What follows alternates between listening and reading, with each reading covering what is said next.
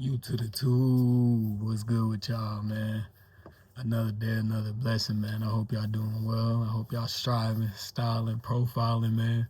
Taking care of the things y'all need to take care of, man. It's good to see y'all, man. It's 3:33 a.m. Fill up, man. Come get this fill up, man. I hope y'all putting y'all best foot forward. Continue to get swole. Continue to put in that work, man. Continue to take care of the things y'all need to take care of, man. Doing what you got to do.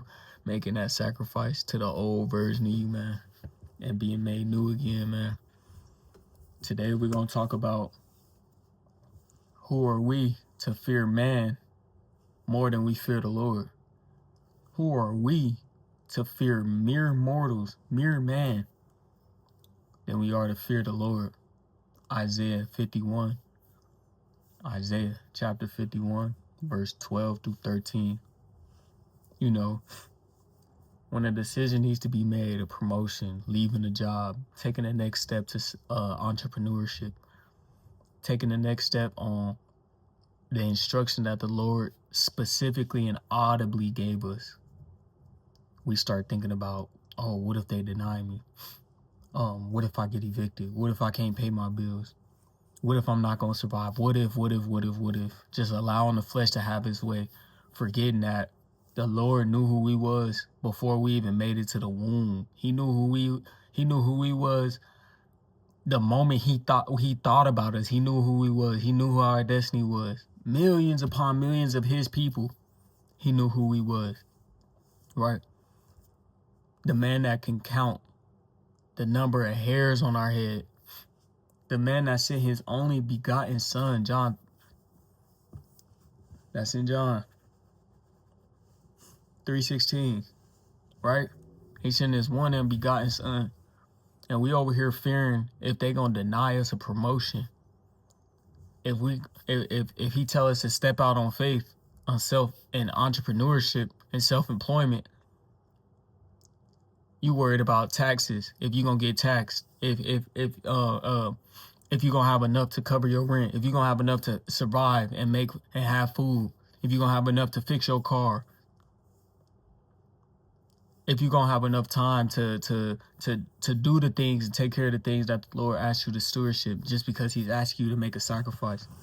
Are we not forgetting that Jesus was embarrassed, mutilated, right? Made a mockery, emasculated, and didn't make a sound, didn't complain not one bit, didn't scream, didn't yelp, nothing, right? But we get so caught up in what people can do to us, especially people that don't got our best interests, who are in a higher power than us.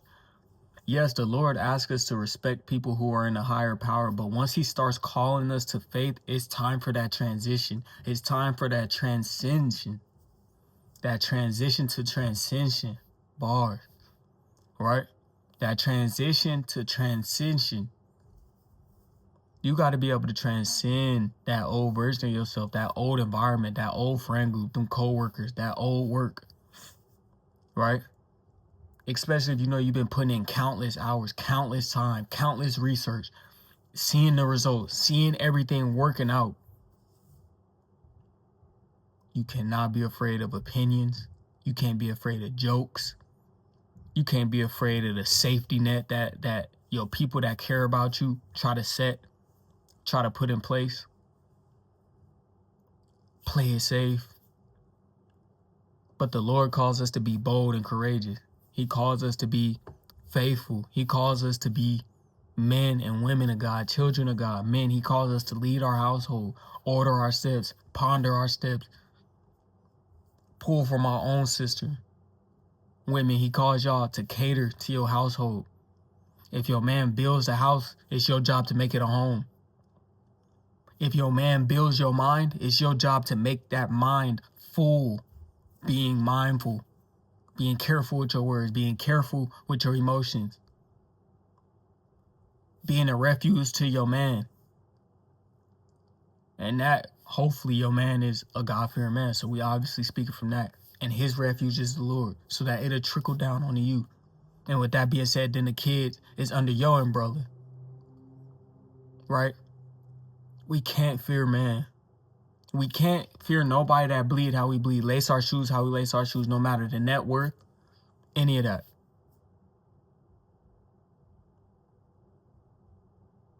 Recognize who you are. I'm going to recognize who I am. And we're going to all recognize who we are, because Jesus Christ is coming back. And he going to be calling us to step out on faith so that we financially stable, so that we in the right environments to prepare for his coming, so that we in our world. We got the silence, we got the peace, we got the quiet, we got the tranquility in the household. We got the faith and the training that we build up in the household so that as soon as we step foot off that porch, we ready for all demonic attacks, because we understand that the enemy roams to and fro in and out of the earth looking for someone to devour like a prowling lion. He's a coward. He's going to use people. He's going to use situations. He's going to do things that's going to throw you off track, including tempt you. But the only thing he can do is tempt you with thoughts. If we're a blade of grass, he's nothing but dew, water droplets on that blade of grass. Recognize who you are, and you're going to be cold. Isaiah 51, verse 12 through 13.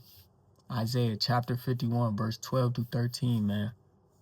Who are we to fear man, but not fear the Lord? Lock in.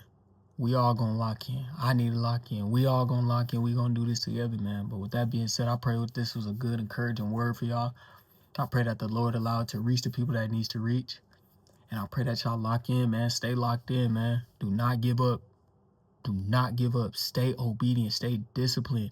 Build a system. Build a routine in that system and stick to it relentlessly. Fall in love with it.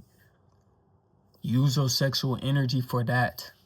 And keep grinding. You're going to be cold. That being said, man, I love y'all, man. Y'all keep striving. And I'm out.